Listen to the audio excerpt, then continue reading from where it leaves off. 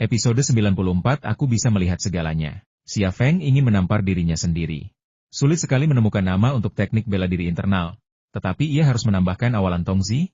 Jika ia seorang Tongzi, apa yang akan dipikirkan Long Bing? Apa yang akan dipikirkan Jiang Rui? Apa yang akan dipikirkan Shen Tutianyin? Liang Xiao, apa yang akan dipikirkan mereka? Guk guk guk. Gonggongan anjing militer tiba-tiba terdengar. Sialan. Bahkan jika aku mati, aku akan membawa beberapa orang India bersamaku. Gonggongan anjing militer mengalihkan perhatian Tang Yuyan. Dan ia meraih senapan serbu gale dan mulai merangkak keluar. Xia Feng memegang bahunya. Tunggu di sini. Aku akan mengambilkanmu mantel kulit anjing. Kau ingin membunuh anjing? Pinjamkan aku pisau lempar. Xia Feng meraih pinggang Tang Yuyan. Tang Yuyan secara naluriah menghindar. Tetapi itu hanya isyarat simbolis.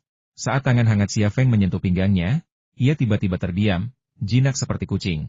Xia Feng mengambil pisau lempar dari ikat pinggangnya dan merangkak keluar. Saat hendak keluar dari gua, ia melirik Tang Yuyan. Jika tentara India itu mengejar, bisakah kita membunuh mereka? Bunuh mereka. Siapa peduli? Aku akan membereskan kekacauan ini, kata Tang Yuyan getir. Xia Feng menyeringai. Kalau begitu aku tahu apa yang harus kulakukan. 4 anjing militer ambruk di salju. 3 diantaranya digorok lehernya oleh pisau lempar, dan 1 lagi dipatahkan lehernya. Tugas Xia Feng hanya memakan waktu 2 menit. Anjing militer yang lehernya dipatahkan hidup-hidup adalah makanan yang telah ia persiapkan untuk melarikan diri. Pisau lempar Tang Yuyan diracuni. Jika mereka semua terbunuh dengan pisau itu, tidak akan ada daging anjing yang tersisa. Setelah membunuh 4 anjing militer, Xia Feng tidak terburu-buru menyeret mereka kembali ke celah di bawah tebing. Ia berdiri di tepi tebing, mengamati pergerakan di bawah. Jika anjing-anjing militer itu mendekat, tentara India pasti sudah hampir sampai. Sinar senter taktis yang berkelap-kelip muncul di kaki gunung. Tentara India memang sedang mengejar. Xia Feng memandang ke kejauhan, melampaui tentara India. Namun, ia tidak melihat siapapun yang ia duga. Amanda, Park Tae-yong, Bagu, dan Markus tidak terlihat dimanapun. Sebelum tiba di Provinsi Barat, Amanda telah berbicara dengannya melalui telepon. Ia mengatakan bahwa ia dan 3 anggota tim zodiak lainnya hanya berjarak setengah jam berkendara dari Xia Feng dan Tang Yuyan. Perjalanan setengah jam itu sekitar 60 km. Jika Amanda dan yang lainnya akan datang, mereka pasti sudah lama berada di sini. Mungkinkah Amanda dan Park Tae-yong tinggal 50 atau 60 km jauhnya? Jika memang begitu, mereka sama sekali tidak menyadari pertempuran yang terjadi di sini. Namun, Jepang telah memblokir sinyal di sini, jadi Amanda tidak bisa menggunakan telepon satelitku untuk menemukanku. Mengingat pengalamannya, bukankah dia akan merasa aneh? Jika Amanda dan yang lainnya tiba ketika sinyalku menghilang, seharusnya mereka sudah tiba sekarang, kan? Xia Feng dipenuhi kecemasan. Sebelumnya ia telah meyakinkan Tang Yuyan bahwa baik dirinya maupun Tang Yuyan tidak akan mati di sini. Keyakinannya bertumpu pada Amanda dan 3 anggota tim zodiak lainnya, para ahli yang mampu mengalahkan 10 orang. Jika bala bantuan ini muncul, mereka bisa saja menyerang tentara Jepang dan India di gunung ini dari kedua sisi. Dan ia serta Tang Yuyan bisa saja melarikan diri, bahkan mungkin membalas dendam. Tapi tidak ada gunanya khawatir. Anggota tim zodiak belum muncul, dan ia serta Tang Yuyan masih dalam kesulitan. Tepat pada saat itu, 4 pria bersenjata muncul di hadapannya, dan ia membeku karena terkejut. Keempat pria bersenjata itu bukanlah Amanda dan Park Tae-yong, melainkan orang-orang Jepang yang sebelumnya mengejarnya dan Tang Yuyan. Keempat orang Jepang itu, dipimpin oleh seorang pemuda berjubah biksu, mengikuti dari dekat di belakang tentara India, dan kedua kelompok itu mendaki bersama ke puncak gunung. Biasanya, keempat pria bersenjata Jepang itu seharusnya menghindari tentara India, tetapi jelas bahwa pria-pria bersenjata Jepang itu menyadari keberadaan tentara India, dan tentara India juga menyadari keberadaan pria-pria bersenjata Jepang. Namun, kedua belah pihak tetap damai, tidak hanya tanpa saling tembak, tetapi bahkan mendaki bersama ke puncak. Situasi ini hanya menyisakan satu kemungkinan kolusi antara Jepang dan kemunculan tiba-tiba pasukan India ini.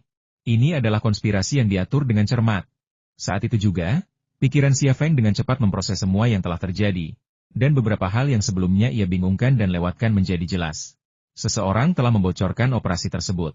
Mungkin memang ada beberapa teroris yang menyelinap ke negara ini, tetapi mereka telah lama disingkirkan oleh Jepang dan digantikan oleh tentara Jepang. Kemungkinannya lebih dari 80%. Dan kemungkinan seseorang membocorkan informasi adalah 100%. Mengingat situasi saat ini, bukan hanya dia dan Tang Yuyan yang berada dalam bahaya, tetapi Amanda, Park Tae-yong, dan yang lainnya juga dalam bahaya besar. Jadi siapa yang membocorkan informasi itu? Sekarang bukan saatnya untuk menganalisis pengkhianat itu dan menangkapnya. Xia Feng menyusuri tebing dan dengan cepat bergerak ke sisi lain puncak gunung. Di tengah salju yang dingin, Sekelompok sosok putih bergerak ke arah mereka. Meskipun mereka hampir 500 meter jauhnya, dan angin serta salju mengaburkan pandangannya, Xia Feng masih dapat dengan jelas melihat sosok-sosok putih itu. Mereka adalah pria-pria bersenjata berseragam kamuflase salju, baik putih maupun hitam, membawa peralatan canggih Amerika. CIA? Hati Xia Feng mencelos. Orang Amerika, Jepang, India mereka mengepung gunung ini seperti pasukan perserikatan bangsa-bangsa. Kebenaran tiba-tiba menjadi jelas. Kolaborasi antara Jepang dan Amerika hanyalah perpanjangan dari kolaborasi antara Gukewen dan Hattori Masao, hanya saja lokasinya telah bergeser dari Paris ke gunung ini. Sedangkan bagi pihak India, tentara India tidak akan pernah berani menyerang agen Tiongkok secara terbuka, terutama di lokasi yang sensitif seperti itu. Mereka tidak akan berani. Tentara India terkenal korup, dan jika mereka mampu, akan mudah untuk menyuap bahkan garnison India yang ditempatkan di daerah ini. Sejak ia dan Tang Yuyan diserang, niat mereka adalah untuk mendorong mereka mendaki gunung ini, lalu secara bertahap mendorong mereka ke puncak. Kini, pasukan India, Amerika, dan Jepang telah mengepung puncak gunung sepenuhnya, membuat mereka terjebak dan tak punya tempat untuk mundur. Xia Feng mengangkat senapannya, menatap tajam seorang pria bersenjata berseragam kamuflase salju, lalu menarik pelatuknya. Bang! Sebuah tembakan tumpul memecah ketenangan puncak gunung. Ia melihat pria berseragam kamuflase salju itu jatuh ke tanah, tetapi kali ini, ia tidak membunuhnya. Bahkan setelah tertembak, ia berhasil berguling dan bersembunyi di balik batu. Angin dari balik gunung sangat kencang, membawa kepingan salju. Meskipun ia telah memperhitungkan kecepatan angin dan efek suhu rendah pada pelurunya, angin itu begitu tak menentu, berputar-putar bolak-balik sehingga mustahil untuk menghitung hasil yang akurat. Namun, setelah melukai satu orang, para pria bersenjata berseragam kamuflase salju itu tidak berani maju lebih jauh dan segera mundur di balik batu. Seseorang membalas tembakan, tetapi pelurunya tidak dapat mencapai Xia Feng. Setelah melepaskan satu tembakan saja, Xia Feng menyerah dan berbalik untuk pergi. Amunisinya dan Tang Yuyan terbatas. Setelah pertempuran sengit, mereka hampir kehabisan amunisi. Ia memilih untuk tidak menembak jika tidak bisa membunuh mereka semua. Xia Feng menyeret keempat anjing militer itu ke kaki tebing. Tang Yuyan mencoba merangkak keluar dari celah, tetapi Xia Feng menghentikannya. Aku baru saja mendengarmu menembak. Apakah orang-orang India itu datang? Tanya Tang Yuyan. Bahkan mengenakan kemeja dan celana yang telah ditelanjangi Xia Feng, itu tidak cukup. Ia menggigil kedinginan, lidahnya mengeras saat berbicara. Ia melipat tangannya, kulitnya membiru. Ini adalah efek dari aliran darah yang melambat. Otak dan organ-organnya tidak mendapatkan cukup nutrisi dan oksigen. Ia tidak bisa bertahan lebih lama lagi, apalagi bertarung bersama Xia Feng.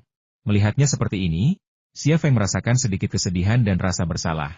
Meskipun ia telah membawa Tang Yuyan untuk operasi ini, entah itu Jepang atau Amerika, target musuh adalah Xia Feng, bukan dirinya.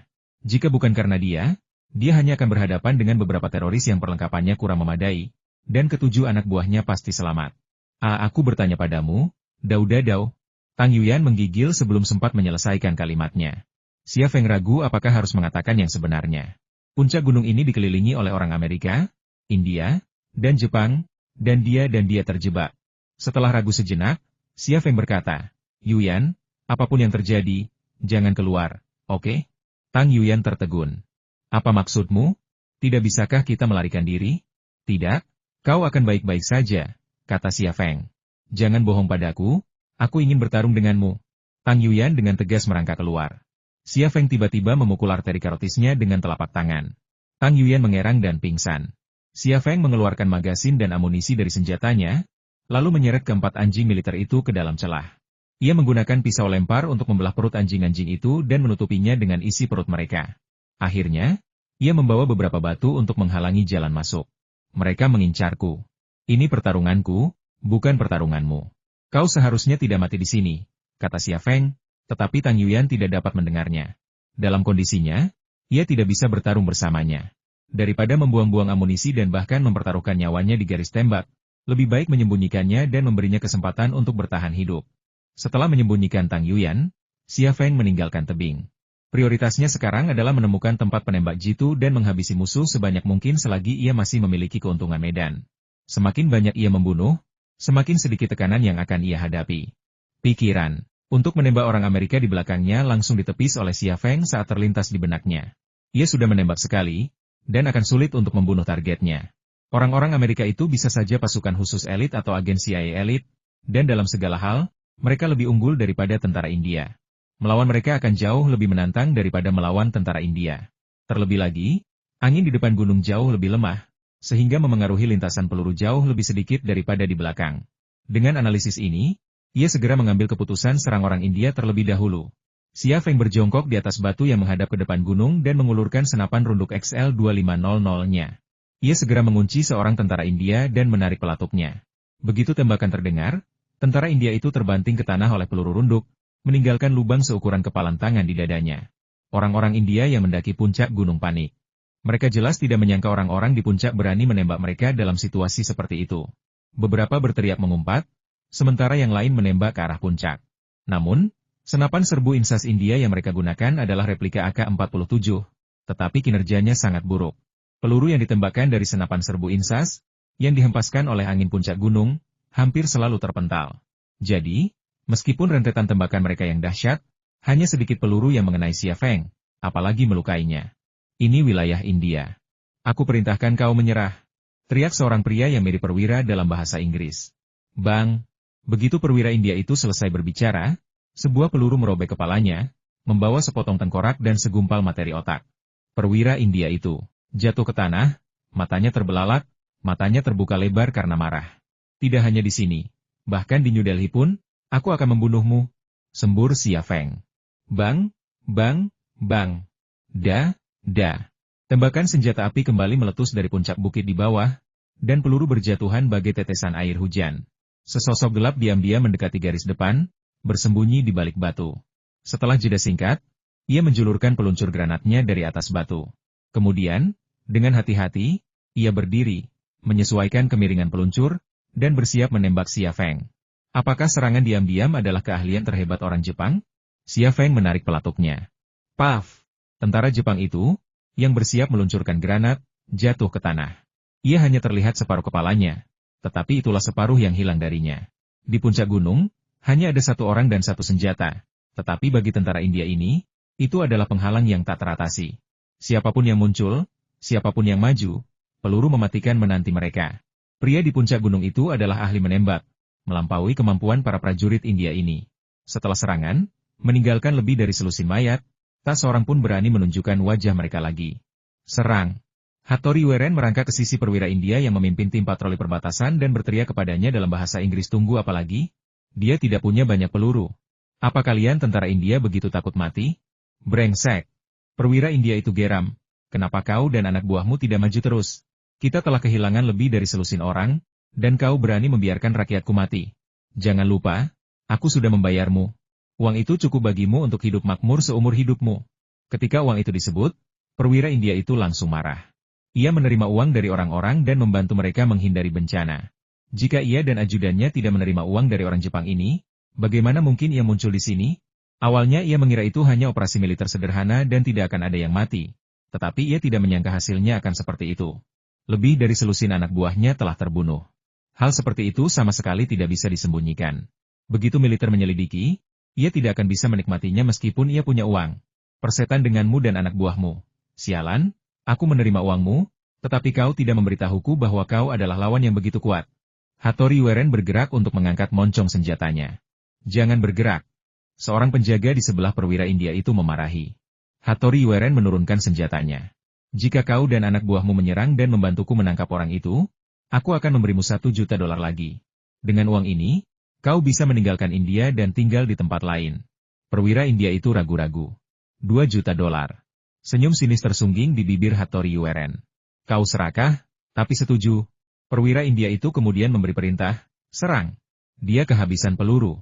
Siapapun yang membunuhnya akan mendapatkan 100.000.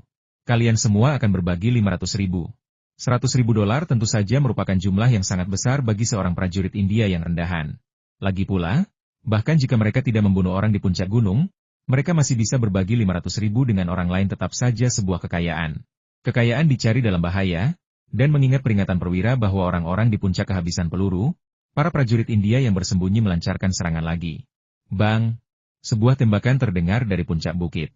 Seorang prajurit India, yang baru saja keluar dari persembunyian, tertembak di kepala dan jatuh ke tanah. Kematiannya mengerikan. Para prajurit India, yang moralnya baru saja meningkat, menunjukkan tanda-tanda melemah lagi. Meskipun kekayaan dan kejayaan memang menggoda, seseorang harus hidup untuk menikmatinya. Hidup hanya sekali. dan menghadapi kematian membuat semua orang ngeri. Bang! Seorang tentara Jepang, memanfaatkan kesempatan Xia Feng untuk menembaki tentara India, meluncurkan granat ke arah puncak gunung. Boom! Granat itu meledak di dekat posisi penembak jitu Xia Feng, menyemburkan hujan api dan debu. Serang! Teriak perwira India itu. Dadada! Bang bang bang! Tentara India bergegas dengan panik ke puncak gunung. Tentara India yang menyerbu menembak sambil berlari, menekan Xia Feng dengan daya tembak mereka. Kali ini, tampaknya berhasil. Penembak jitu di puncak berhenti menembak sasaran di bawah. Tentara India dengan cepat mencapai titik tertinggi gunung. Mata mereka tak hanya tertuju pada tebing, tetapi juga pada tumpukan dolar AS. Berhasil, kata seorang tentara Jepang kepada Hattori Yueren dari bawah. Dialah yang hampir melukai Xia Feng dengan peluncur granat. Kalian berdua, maju terus dan jangan biarkan orang-orang India itu membunuhnya. Aku ingin dia hidup, kata Hattori Yueren. Prajurit Jepang yang berbicara memberi isyarat kepada rekannya yang lain, lalu muncul dari balik tempat perlindungan batu. Namun, begitu ia melangkah keluar, sebuah peluru melesat ke arahnya, menembus mata kirinya dan menembus bagian belakang kepalanya. Ia tewas bahkan sebelum ia merasakannya. Wajah prajurit yang lain langsung memucat, dan ia secara naluriah kembali ke tempat perlindungan batu yang baru saja ia buat. Namun, ia terlambat selangkah. Seandainya ia melakukan gerakan ini saat rekannya tertembak, ia mungkin masih bisa menyelamatkan diri. Namun, ia baru bereaksi setelah rekannya tewas, setelah keterkejutan dan jeda sesaat, setelah itu. Reaksinya cukup cepat, tetapi tetap tidak secepat peluru. Dengan bunyi gedebuk, tubuhnya meledak dengan suara botol air panas yang tertusuk, dan darah muncrat dari lehernya, menutupi wajah Hattori Yueren sebelum ia jatuh ke tanah. Wajah Hattori Yueren pucat, dan ia meringkuk di balik batu, tak berani bergerak. Rencananya sejauh ini berjalan mulus, tetapi ia tidak mengantisipasi kehilangan tragis anak buahnya. 12 prajurit klan, musnah dalam satu pertempuran. Ia telah memimpin ke-12 prajurit klan ini melintasi medan perang Timur Tengah selama setahun penuh tanpa satupun korban. Hanya sedikit yang tahu tentang Legiun Pedang Bulan, tetapi mereka yang tahu merasa ketakutan. Ia telah memanfaatkan kekuatan militer yang telah ia bangun untuk mengeksploitasi perairan Timur Tengah yang bermasalah dan mengambil keuntungan dari perang. Namun semua kejayaan itu telah sirna malam ini. Ia tak percaya bahwa dengan kekuatan dirinya sendiri, 12 prajurit klan, dan patroli perbatasan divisi pegunungan India, mereka tak mampu mengalahkan Xia Feng. Ia melepaskan senapan runduk Barrett M8A21 dari punggungnya. Amarah dan dominasinya memicu keinginannya untuk berduel dengan Xia Feng. Namun saat ia meraih M8A21 dan bersiap melakukannya, tatapannya beralih ke prajurit klan yang terbaring di sampingnya. Melihat prajurit klan yang tewas, lehernya terbelah dua, keberaniannya tiba-tiba lenyap. Ia melirik arlojinya. Sialan! Apa CIA akan menunggu sampai semua orang India itu mati dan amunisi Xia Feng habis sebelum mereka pergi menangkapnya? Sialan! Kerugianku, tak seorang pun bisa menyangkalnya. Cara teraman untuk menangkap seseorang seperti Xia Feng adalah dengan menghabiskan semua amunisinya. Selama ia memiliki pistol dan peluru di pistolnya, ia adalah sosok yang nyaris mati. Setelah 2 tembakan, tak ada lagi tembakan yang dilepaskan dari puncak gunung. Sepertinya Xia Feng benar-benar kehabisan peluru. Dia kehabisan peluru. Serang, tangkap dia. Kali ini, bahkan para perwira India yang bersembunyi di balik batu karang bergegas keluar, gembira. Tentara India di kaki gunung meraung panik, menarik pelatuk saat mereka bergegas ke puncak. Bagi tentara India yang selamat, mereka tak diragukan lagi telah melewati masa tersulit, yang tersisa hanyalah menghitung uang mereka. Lebih dari 30 tentara India akhirnya mencapai puncak gunung dan tiba di tempat Xia Feng mengumpulkan mereka. Sebuah senapan runduk tergeletak di atas batu, magasinnya kosong. Xia Feng memang kehabisan peluru, tetapi tidak ada tanda-tandanya di puncak gunung. Sialan, apa yang terjadi? Mustahil. Dia pasti bersembunyi. Temukan dia. Ada darah di sana. Itu dia terluka. Tangkap dia. Sekelompok tentara India menemukan tempat Xia Feng membantai anjing itu, melihat darah anjing itu berceceran di salju, lalu bergegas menuju tebing dengan gembira. Masih kosong melompong. Jejak darah anjing itu memanjang hingga ke celah batu yang telah ditutup Xia Feng dengan batu. Dia terluka. Dia bersembunyi di batu. Kepung dia. Perwira India itu dengan bersemangat memerintahkan para prajuritnya. Sekelompok besar tentara India bergegas menuju celah batu. Namun, pada saat itu, seseorang tiba-tiba muncul dari balik salju di belakang mereka. Satu orang, sebuah pistol, dan sepasang celana dalam. Bang bang bang, senapan serbu Swift dengan cepat melontarkan peluru. Peluru berhamburan dari moncongnya, satu demi satu tentara India berjatuhan bagai gandum yang dipangkas. Kematian mereka bervariasi, tetapi mereka memiliki kesamaan yang mencolok meskipun dihunus oleh penyerang mereka. Masing-masing tertembak di kepala, Bahkan tak satu peluru pun. Untuk mencapai tingkat keterampilan seperti ini dengan senapan, koordinasi tangan, mata, dan otak yang luar biasa seperti apa yang dibutuhkan, tak seorang pun tahu, karena belum pernah dicapai sebelumnya. Namun Xia Feng berhasil. Otaknya, mata kirinya, tangannya, pada saat menembak, bagaikan superkomputer yang mengarahkan robot super canggih untuk melakukan tugas-tugas presisi efisien, akurat, dan tanpa kesalahan sedikit pun. Tentu saja, performa superior senapan serbu Swift merupakan faktor krusial dalam kemampuannya mencapai tingkat performa ini. Sekalipun otak, tangan, dan matanya luar biasa kuat, ia tak akan mampu mencapai tingkat performa ini jika ia diberi AK-47 atau senapan serbu lain dengan recoil yang kuat. Namun, ada satu pengecualian perwira India itu. Ketika Xia Feng menembaknya, tidak ada peluru yang keluar dari moncongnya. Perwira India itu sudah ketakutan. Tetapi setelah Xia Feng menarik pelatuknya, ia berhenti sejenak sebelum tertawa terbahak-bahak. Kau kehabisan peluru? Kau berhasil membunuh mereka, menghemat banyak uangku. Aku benar-benar harus berterima kasih padamu. Berlututlah. Xia Feng tiba-tiba melambaikan tangannya. Berlututlah.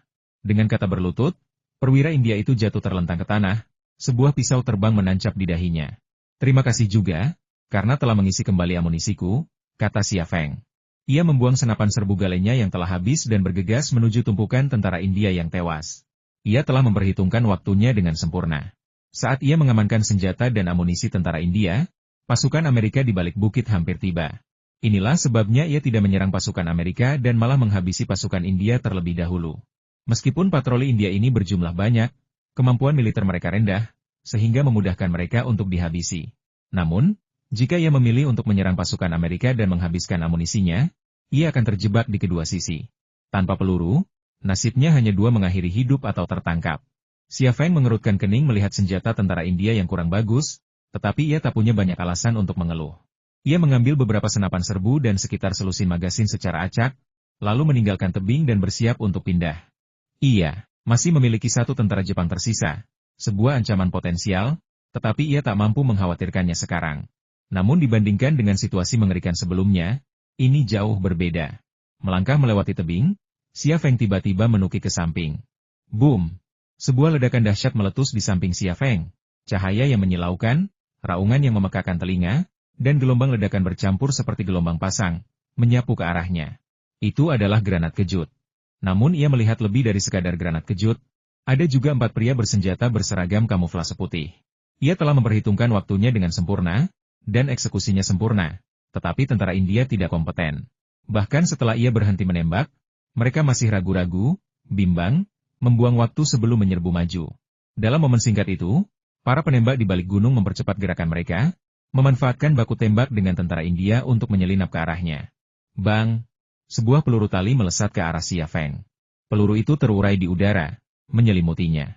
Xia Feng menghindarinya dengan berguling, lalu jatuh kembali ke tebing. Bang! Bang! Bang! Sederet lubang peluru tertinggal di salju tempat ia baru saja berguling.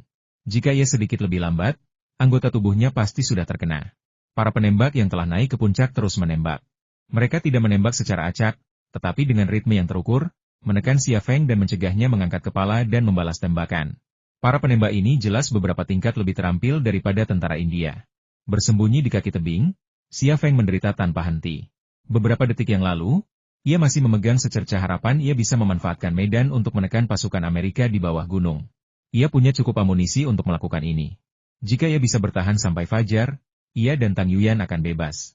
Namun, harapan itu indah, kenyataan itu kejam. Ia hanya butuh 1 atau 2 menit untuk mengerahkan pertahanannya, tetapi musuh bahkan tidak memberinya waktu sebanyak itu.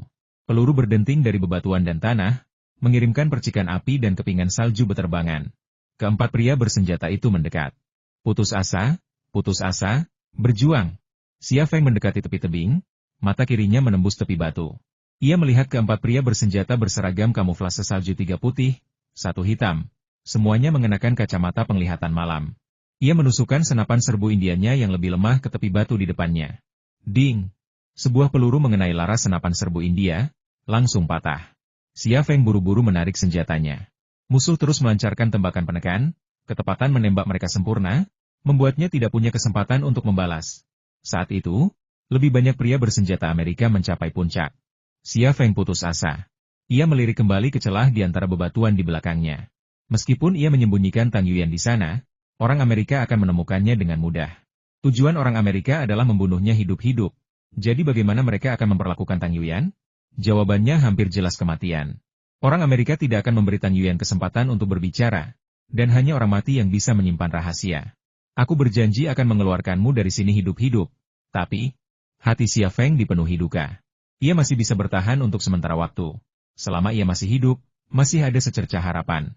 Namun bagi Tang Yuyan, waktunya di dunia ini semakin menipis, dan tidak ada harapan sama sekali.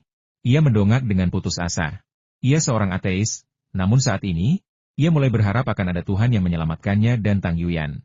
Namun, saat ia mendongak dengan putus asa, matanya tiba-tiba melebar, tanpa berkedip. Sebuah parasut muncul di langit yang gelap gulita. Itu. Xia Feng menajamkan matanya, dengan cepat melihat penerjun payung di bawah parasut. Itu adalah wajah seorang gadis, rambut pirang, mata biru, dan wajah selembut dan secantik boneka porselen. Dia tampak berusia 16 atau 17 tahun, mungkin lebih muda lagi, belum dewasa. Seorang gadis pirang terjun payung, di tengah malam, di tengah salju yang membeku, itu menakutkan dari sudut manapun. Tetapi yang membuat Xia Feng tercengang adalah pemandangan penerjun payung pirang ini menggenggam tongkat kayu, topi penyihir runcing di kepalanya, dan jubah hitam seperti penyihir. Angin musim semi mengacak-acak rambutnya, dan rambut pirang sepinggangnya menari-nari di bawah topi seperti ombak keemasan. Wajahnya tanpa ekspresi, tegas dan serius. Matanya dingin, tajam, dan tanpa emosi. Ekspresi seperti itu memungkiri usianya. Jika parasutnya diganti dengan sapu, dia akan memberikan ilusi memasuki negeri dongeng.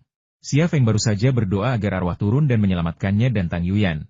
Ketika dalam sekejap mata, seorang penyihir muncul bahkan sangat kecil. Siapa yang bercanda? Sebuah parasut membawa gadis pirang itu menuju puncak gunung. Berdasarkan ketinggian dan kecepatan turunnya, Xia Feng dengan cepat menghitung berapa lama waktu yang dibutuhkannya untuk mencapai puncak. Ia hanya butuh 2 menit. Sebuah pertanyaan besar muncul di benak Xia Feng. Siapa dia? Gadis pirang di parasut itu jelas bukan penggemar olahraga ekstrim yang lewat. Tidak ada penggemar olahraga ekstrim yang berpakaian seperti penyihir di dunia ini. Tapi mengapa ia mendarat di puncak gunung ini? Penggemar olahraga ekstrim ini, yang berpakaian begitu mencolok, pasti datang ke sini untuk mencari tempat ini dan apa yang terjadi di sana. Xia Feng tiba-tiba teringat seseorang, tetapi ia tidak yakin. Tiba-tiba, suara seorang wanita memanggil, Xia Feng. Itu suara Gu Kewen. Xia Feng sangat mengenal suara itu, ia akan mengenalinya bahkan jika itu abu. Penampilan Gu Kewen sama sekali tidak mengejutkannya. Suara Gu Kewen terdengar menggoda. Xia Feng, bukankah kau sangat tangguh? Bukankah kau sangat licik? Mari kita lihat bagaimana kau bisa lolos kali ini. Lari, lari. Hahaha. Baiklah, kau berhasil menangkapku.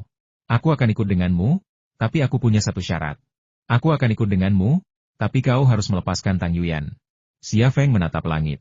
Jantungnya berdebar kencang. Gadis pirang yang terjun payung itu telah lenyap.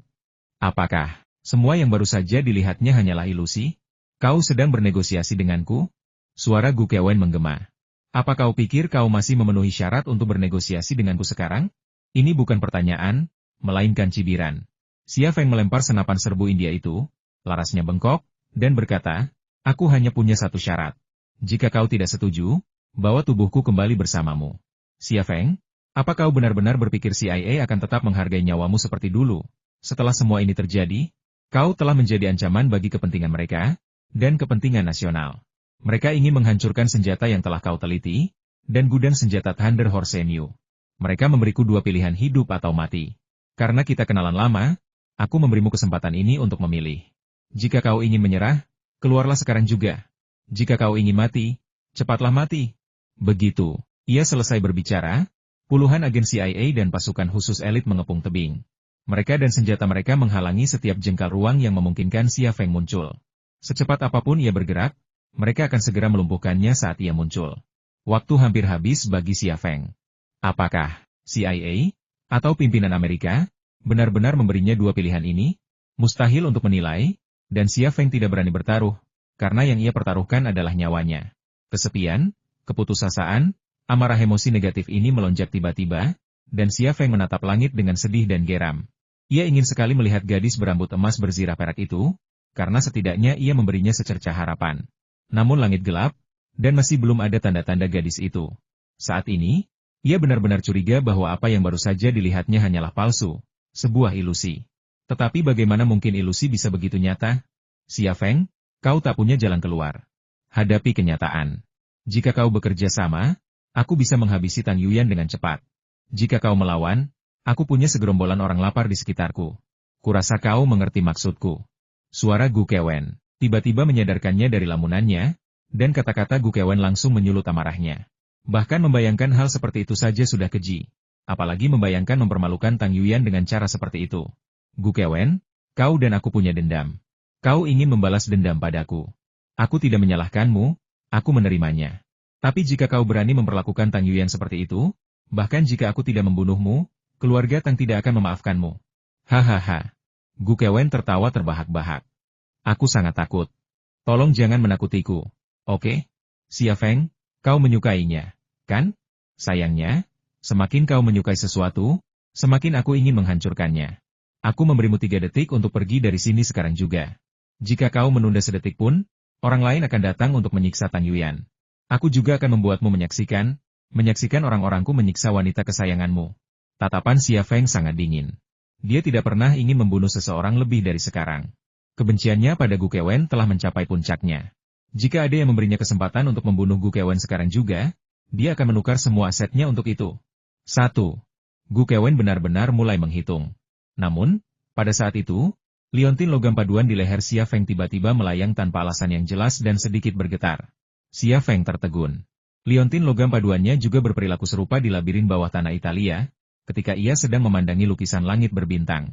Setelah itu, Putri Yongmei muncul, dan lukisan itu lenyap. Kini hal itu terjadi lagi. Mungkinkah? Ia tiba-tiba teringat wanita yang memanggilnya, dan secara naluriah ia menatap langit. 2. Suara Gu Kewen. Wanita itu tidak terburu-buru. Ia tampak bersemangat menanggung siksaan ini. Liontin logam paduan itu pun jatuh. Dalam proses menggantung dan jatuh ini, Xia Feng seolah merasakan resonansi yang mendalam. Seperti pertama kali ia merasakan hubungan antara dirinya dan logam paduan kuno itu. Ia menggenggam liontin logam paduan itu, seolah yakin akan sesuatu. 3. Suara Gu Kewen. Sepertinya kau sudah membuat keputusan. Tang Yuyan akan menikmatinya. Hahaha. Xia Feng muncul dari tempat persembunyiannya. Tidak ada rasa takut di wajahnya, hanya ketenangan. Saat Xia Feng muncul, lebih dari 30 senjata diarahkan padanya. Gu Kewen muncul dari kerumunan, tetapi ia tidak berani mendekati Xia Feng. Ia berhenti di posisi aman dan menatap Xia Feng dengan tatapan menggoda. Xia Feng, aku sudah lama menunggu hari ini. Kau menang. Lepaskan Tang Yuyan, dan aku akan pergi bersamamu, kata Xia Feng. Sambil berbicara, penglihatannya mengamati sekeliling. Namun, ia tidak melihat apapun. Kau terlambat sedetik pun, dan kau akan membayar harganya. Gu Kewen melambaikan tangannya dan berkata dalam bahasa Inggris, 2 orang, bawa perempuan pengoda itu kepadaku. Kalian boleh melakukan apapun yang kalian mau padaku. Berani sekali. Xia Feng bergegas menuju Gu Kewen. Bang! Seorang agen CIA melepaskan 2 tembakan ke tanah di depan Xia Feng. Seorang agen CIA di dekatnya mengayunkan gagang senjatanya dan mengenai lutut Xia Feng. Kaki Xia Feng lemas, tetapi ia tidak berlutut. Berani sekali, kata Gu Kewen sambil tersenyum. Aku selalu mengagumi keberanianmu. Tapi ketika kau melihat sekelompok pria mempermainkan wanita kesayanganmu, apa kau masih akan seberani sekarang? 2 agen CIA melewati Xia Feng dan menuju ke bawah tebing. Salah satu dari 2 agen CIA itu mengenakan perangkat penglihatan malam pencitraan thermal. Ia hanya melirik ke arah tebing sebelum menuju ke tempat Tang Yuyan bersembunyi. Liontin logam paduan di leher Xia Feng tiba-tiba bergetar sedikit lagi, tetapi hanya sedikit, kali ini tidak melayang. Namun, resonansinya bahkan lebih kuat dari sebelumnya. Tang Yuyan diseret keluar, tubuhnya berlumuran darah. Dingin dan tarikan itu tidak membangunkannya. Ia terlalu lemah. 2 agen CIA melemparkan Tang Yuyan ke salju. Wajahnya iritasi karena kontak dengan es, dan kelopak matanya bergetar, tetapi ia tidak terbuka. Gu Kewen berkata, kalian jangan berpikir dia kotor. Dia cantik dan terkenal. Jika aku laki-laki, aku tidak akan pernah memberi kalian kesempatan ini. 2 marinir berkulit hitam, prajurit pasukan khusus, memasang senyum cabul, bersemangat untuk mencoba. Cukup, kata Xia Feng dengan marah. Gu Kewen, kau sudah menangkapku. Aku ikut denganmu. Lepaskan Tang Yuyan. Tertawa kecil. Gu Kewen tertawa polos seperti seorang gadis kecil. Xia Feng, apa kau memohon padaku? Xia Feng menggertakkan giginya. Ya, aku mohon padamu. Suara Gu Kewen berubah dingin. Bagaimana kau bisa memohon pada orang seperti itu? Apa maumu? Gu Kewen membentak Xia Feng. Berlututlah. Kemarahan membara di hati Xia Feng. Ia ingin sekali mencekik leher Gu Kewen, tetapi memikirkan Tang Yuyan membuat kakinya lemas. Martabat memang berharga, tetapi tidak ada apa-apanya dibandingkan dengan hidup. Dengan bunyi gedebuk, Xia Feng berlutut di tanah. Kelopak mata Tang Yuyan bergetar lagi, kali ini akhirnya terbuka sedikit. Ia melihat Xia Feng berlutut di salju, ia melihat Gu Kewen, dan ia melihat para agen CIA dan pasukan khusus yang garang berdiri di sampingnya. Ia tiba-tiba mengerti apa yang telah terjadi. Xia, tidak. Ia mencoba mengatakan sesuatu, tetapi suara yang keluar dari mulutnya begitu lemah, begitu samar sehingga bahkan ia tidak dapat mendengarnya. Baiklah, aku berlutut di hadapanmu. Xia Feng menundukkan kepalanya, merendahkan dirinya hingga ke posisi terendah. Aku mohon, tolong lepaskan Tang Yuyan. Aku akan pergi bersamamu. Kau bisa melakukan apa saja padaku. Dua air mata mengalir di mata Tang Yuyan, menetes ke salju, sedikit mencair. Kata-kata Xia Feng adalah kata-kata cinta terindah yang pernah didengarnya seumur hidupnya. Dan hatinya luluh. Kau membunuh ayahku, kau membunuh saudaraku, kau membuatku kehilangan segalanya, dan menjadi seperti sekarang ini. Gu Kewen menatap Xia Feng dengan dingin. Apa kau pikir dengan berlutut, dendam di antara kita akan berakhir? Akankah aku melepaskanmu? Aku tidak memintamu untuk melepaskanku. Aku bilang, kau bisa melakukan apa saja padaku, tapi tolong lepaskan Tang Yuyan. Ini urusan kita berdua, dan tidak ada hubungannya dengan dia. Xia Feng menggerakkan lututnya dan bergerak menuju Tang Yuyan. Tak seorang pun bisa menghentikan pria yang berjalan di atas lututnya. Xia Feng, yang dulu menjadi teror agen CIA, kini telah menjadi makhluk yang menyedihkan. Kau bilang lepaskan dia? Sudah kubilang, aku senang melakukan apapun yang membuatmu kesakitan. Gu Kewen menatap kedua prajurit pasukan khusus berkulit hitam di sampingnya. Keduanya mengerti dan mendekati Tang Yuyan. Xia Feng tiba-tiba menindihnya, melindunginya. Jangan sentuh dia, atau aku akan membunuhmu. Apa yang orang itu teriakan? Seorang prajurit berkulit hitam menendang punggung Xia Feng. Xia Feng tidak melepaskan Tang Yuyan, dan memanfaatkan getaran itu, tangannya menyusup ke pinggangnya. Bawa dia pergi. Perintah Gu Kewen. Kau punya waktu 10 menit. Setelah selesai, habisi perempuan pengoda ini. Kedua prajurit pasukan khusus berkulit hitam itu tertawa. Dua agen CIA datang, meraih lengan Xia Feng, dan mengangkatnya darinya. Xia Feng tidak melawan, melainkan menatap ke arah lereng bukit. Matanya dipenuhi antisipasi dan kecemasan. Apa yang kau lihat? Gu Kewen melirik ke arah Xia Feng, tetapi ia tidak melihat apapun. Xia Feng tetap diam, tidak mengatakan apapun. Tangannya terkepal, tangan kanannya sedikit mengendur. Gu Kewen menghampiri Xia Feng, mendekatkan diri ke telinganya, dan berbisik dalam bahasa Mandarin. Xia Feng, apa kau menunggu bala bantuan? Kukatakan padamu, keempat orangmu sedang diurus. Ingat wanita Jepang itu? Dia akan menjaga anak buahmu dengan baik. Tak akan ada yang datang menyelamatkanmu, dan hari ini adalah akhirmu. PFFT. Xia Feng meludahi wajah Gu Kewen. Brengsek. Gu Kewen menampar wajah Xia Feng. Dua prajurit pasukan khusus berkulit hitam mengangkat Tang Yuyan dan berjalan ke tempat berlindung. Mereka jelas tidak ingin melakukan hal seperti itu di tengah angin dingin yang menderu. Kenapa kau tidak melakukannya? Apa yang kau tunggu? Xia Feng tiba-tiba berteriak dalam bahasa Italia. Apa katamu? Gu Kewen membeku sejenak, menatap Xia Feng dengan waspada. Xia Feng berteriak lagi dalam bahasa Italia, kenapa kau tidak menyerang saja? Apa yang kau tunggu? Brengsek. Gu Kewen menampar Xia Feng lagi. Apa yang kau teriakan? Xia Feng berhenti berteriak dan menatap Gu Kewen dengan dingin. Sedikit seringai tersungging di bibirnya. Bos, sepertinya dia bicara bahasa Italia, kata seorang agen CIA. Sepertinya dia bertanya pada seseorang kenapa mereka belum menyerang. Gu Kewen mencibir, apa kau gila? Kau, suaranya tiba-tiba berhenti. Dua prajurit pasukan khusus berkulit hitam yang tadinya menggendong Tang Yuyan untuk melakukan hal serupa juga berhenti. Hampir semua mata tertuju ke punggung gunung. Di tengah semua orang yang menyaksikan, seorang gadis pirang bertopi penyihir runcing dan memegang tongkat kayu memanjat jalan setapak gunung yang curam. Tongkat di tangannya tampak seperti tongkat sihir, tetapi jelas bukan. Tongkat sihir dalam film dan novel biasanya bertabur batu permata, tetapi tongkatnya sendiri bertabur bola plastik merah muda. Terlebih lagi, tongkat itu berlabel buatan Tiongkok. Adegan itu awalnya gelap, menyeramkan, dan menyedihkan, tetapi kemunculan gadis pirang itu langsung mengubah suasana, menambahkan sentuhan humor yang seharusnya tidak muncul. Aduh, puluhan senjata teracung, moncongnya mengarah ke si pirang. Hanya dengan satu perintah dari Gu Kewen, gadis pirang aneh di hadapannya akan tertembak hingga berkeping-keping. Namun Gu Kewen tidak memberikan perintah seperti itu, karena gadis pirang itu tidak memiliki senjata dan tampaknya tidak memiliki kekuatan ofensif. Namun, Bukan itu alasan ia tidak langsung membunuh gadis pirang itu. Alasan ia tidak memerintahkan untuk menembak adalah karena gadis pirang itu terlalu aneh. Siapakah dia? Bagaimana dia bisa berakhir di sini? Inilah pertanyaan-pertanyaan yang ingin diketahui jawabannya oleh Gu Kewen.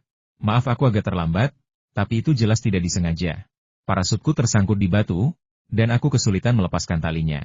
Bokongku bengkak semua, kata gadis pirang itu dalam bahasa Italia yang sempurna. Apa yang dia katakan?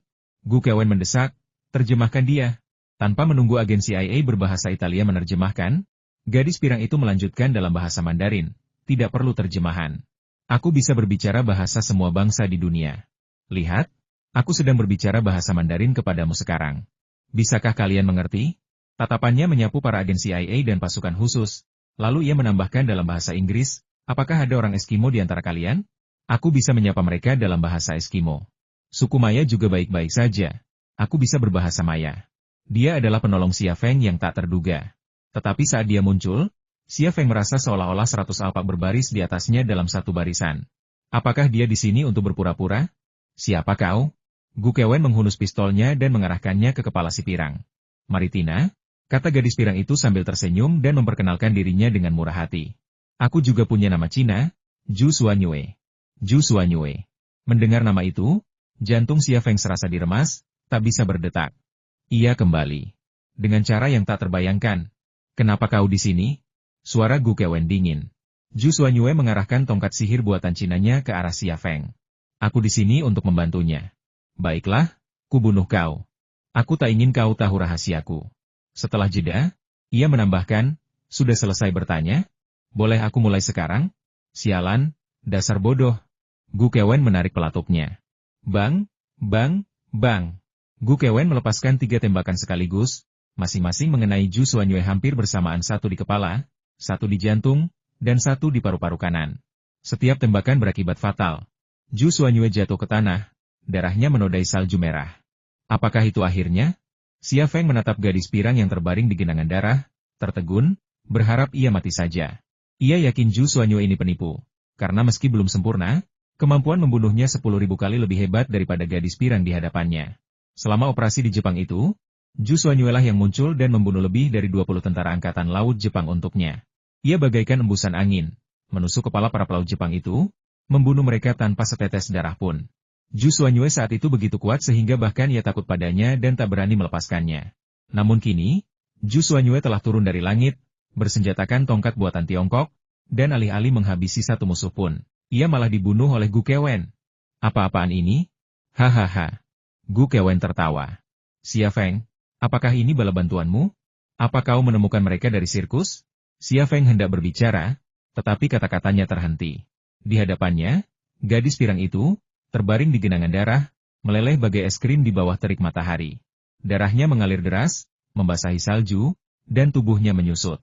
Dia, teriak seorang agen CIA ketakutan. Dalam sekejap mata, tubuh si pirang meleleh seluruhnya ke dalam salju.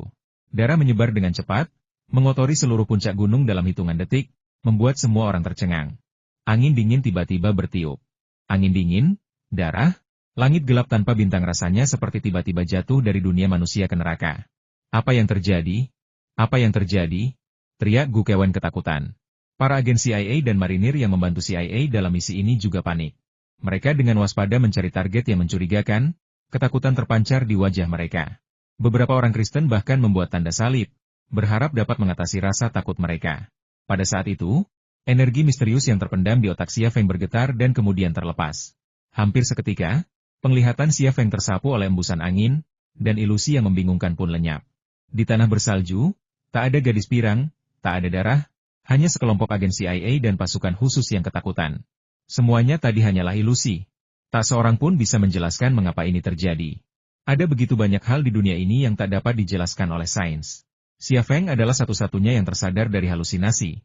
Tetapi bagi yang lain, ini hanyalah awal dari pengalaman mengerikan. Sebuah tangan tiba-tiba muncul dari tanah berdarah dan mencengkeram pergelangan kaki seorang agen CIA. Tangan itu membusuk, dagingnya menggantung seperti mie, bahkan tulangnya terlihat di beberapa tempat.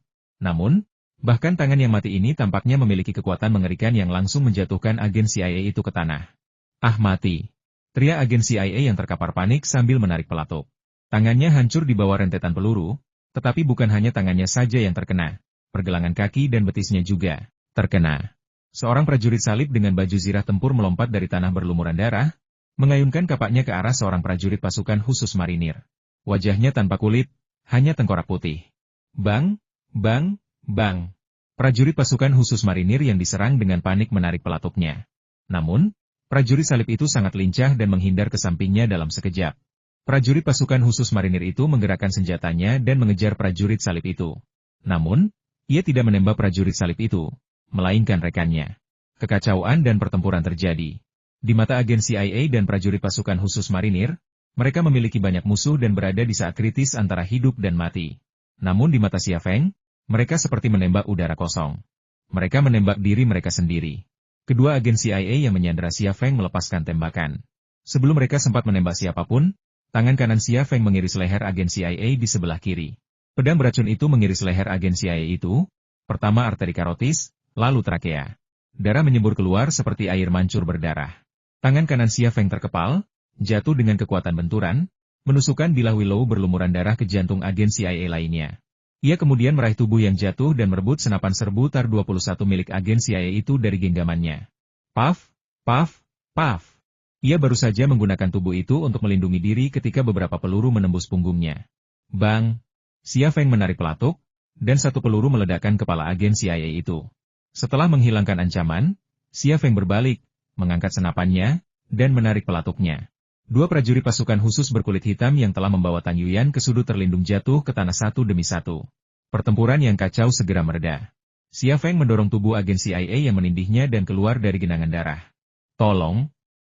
Tolong aku! Teriak seorang agen CIA lirih, meraih pergelangan kaki Xia Feng. Xia Feng mengangkat kakinya, menginjak pergelangan tangannya dengan lembut, lalu mengangkat pistolnya dan menembakkan peluru ke kepalanya. Tengkoraknya meledak terkena peluru, darah dan isi otak berceceran. Xia Feng melangkah melewati tubuh itu dan menuju Gu Kewen. Sepanjang jalan, ia menembak siapapun yang masih bernapas. Ia hanya menembak kepalanya. Tubuhnya berlumuran darah, dan ia tampak seperti iblis yang merangkak keluar dari genangan darah. Ia tidak memiliki belas kasihan bagi mereka yang terluka yang masih bernapas. Belas kasihannya telah lama dihancurkan oleh Gu Kewen, agen CIA, dan marinir. Gu Kewen ditindih oleh seorang agen kulit putih, dengan hanya satu kaki dan satu tangan yang terbuka. Celananya berlumuran darah, dan ia masih memegang pistol yang telah membunuh Zhu Xuanyue. Xia Feng berhenti di samping Gu Kewen. Tangan Gu Kewen tiba-tiba terangkat, moncong pistol bergerak cepat ke arah dada Xia Feng. Senyum sinis tersungging di bibir Xia Feng, dan dengan satu tendangan, ia menendang pistol itu hingga terlepas dari tangan Gu Kewen. Gu Kewen mendorong tubuh yang menindihnya, berguling, dan meraih senapan serbu TAR 21 yang jatuh ke tanah. Namun, tepat saat ia meraih TAR 21, sebuah kaki menginjak pergelangan tangannya. Gu Kewen menarik tangannya. Kaki Xia Feng jatuh, menghantam tangan Gu Kewen ke tanah berlumuran darah. Pada saat yang sama, ia menekan laras senapan yang panas ke pantat Gu Kewen, lalu mendorongnya ke bawah melalui celah. Ah, Gu Kewen menjerit, dan ia melonggarkan cengkeramannya pada senapan serbu TAR 21. Bau daging terbakar tercium dari tubuh Gu Kewen, bercampur dengan bau darah, bau yang sangat khas. Xia Feng melepaskan tangannya yang menginjak pergelangan tangan Gu Kewen. Gu Kewen tiba-tiba mengulurkan tangan untuk mengambil pistol itu lagi. Xia Feng menendang perut Gu Kewen, dan tubuhnya langsung melayang, berguling-guling di udara sebelum jatuh terlentang di tanah. Gu Kewen terengah-engah, tetapi ia terlalu kuat untuk berteriak. Ia melihat Xia Feng berjalan ke arahnya. Di matanya, Xia Feng berlumuran darah, dan tatapannya dingin dan menakutkan. Ia ingin bangkit dari tanah, tetapi rasa sakit yang hebat di perutnya membuatnya kehilangan semua kekuatannya. Mengetahui bahwa kematian semakin dekat, orang yang sekarat tidak memiliki kekuatan untuk melawan dan melarikan diri. Inilah kesedihan terakhir seseorang. Xia Feng berhenti di samping Gu Kewen.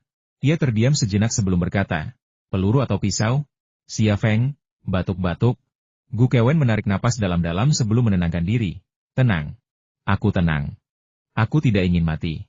Tidak ada yang ingin mati, tetapi seseorang harus mati, kata Xia Feng. Ia berjongkok dan menarik pedang dari kaki mayat. Ia menodongkan pedangnya ke leher Gu Kewen. Pilih satu, pisau atau peluru? Air mata mengalir dari sudut mata Gu Kewen. Jangan bunuh aku. Aku bisa membocorkan rahasia organisasi FA dan rahasia CIA. Aku bisa bekerja untuk Biro 101. Apapun yang bisa dilakukan Liang Xiao, aku bisa. Aku bersumpah, aku akan melakukannya lebih baik daripada dia. Aku juga bisa membantumu menghasilkan uang.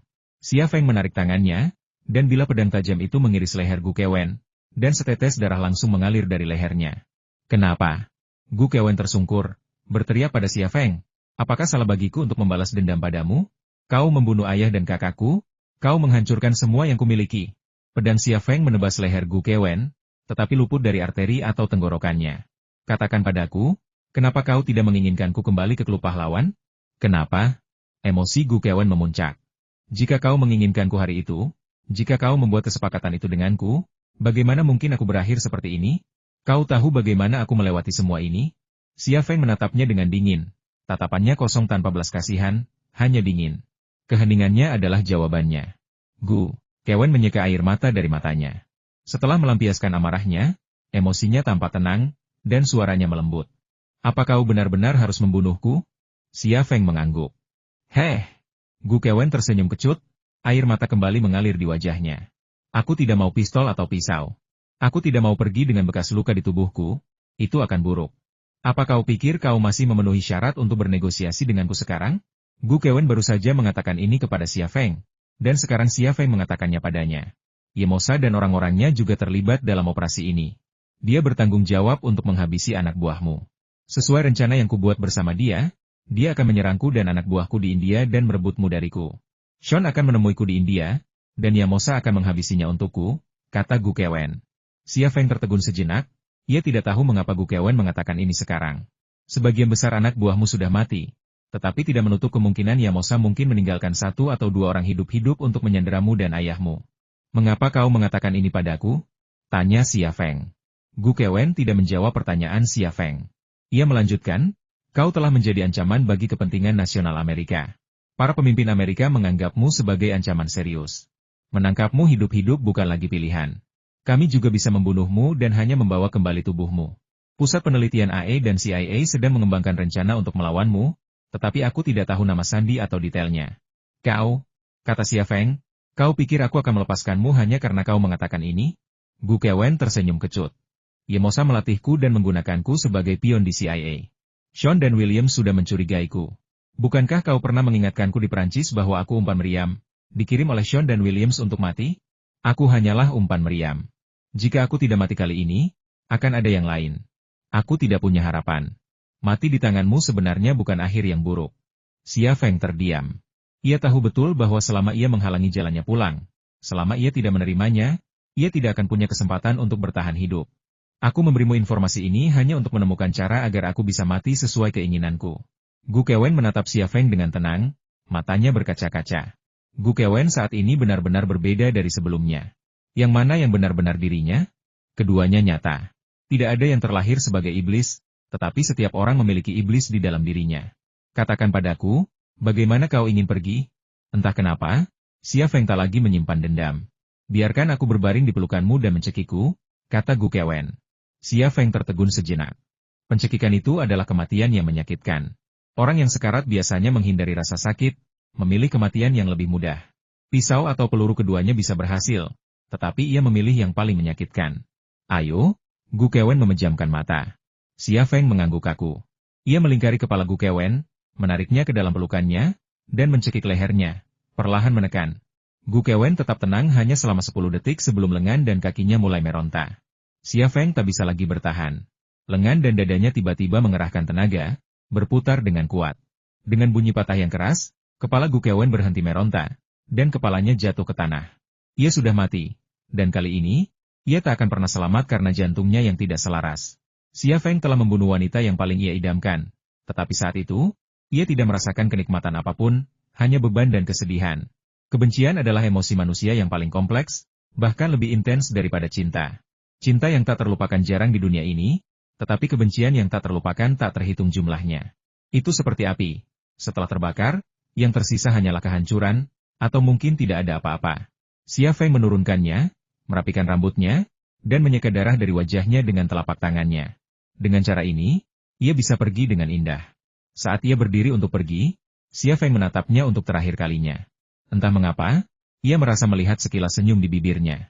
Xia Feng berjalan menuju Tang Yuyan, langkahnya berat. Di mana Zhu Xuanyue? Ia tidak ingin memikirkan itu. Mata Tang Yuyan tertutup rapat, napasnya pendek. Meskipun ia tidak dihina, Hawa dingin telah mengaburkan kesadarannya, dan ia pingsan bahkan sebelum halusinasinya sempat dimulai. Ia bahkan tidak bereaksi ketika Xia Feng mencapai sisinya. Xia Feng mengambil seragam tempur salju dari tubuh seorang prajurit pasukan khusus hitam dan memakaikannya pada Tang Yuyan. Kemudian ia membungkusnya dengan pakaian kamuflase salju dan memeluknya. Dalam pelukannya, Tang Yuyan tidur nyenyak, seperti bayi. Untungnya, ia pingsan. Kalau tidak, melihat pemandangan mengerikan seperti itu akan membutuhkan waktu lama baginya untuk pulih. Xia Feng menggendong Tang Yuyan ke tempat Zhu Xuanyue meleleh, tempat yang sama tempat si pirang memanjat dari platform puncak gunung. Di bawah platform terdapat tebing setinggi kurang lebih 2 meter.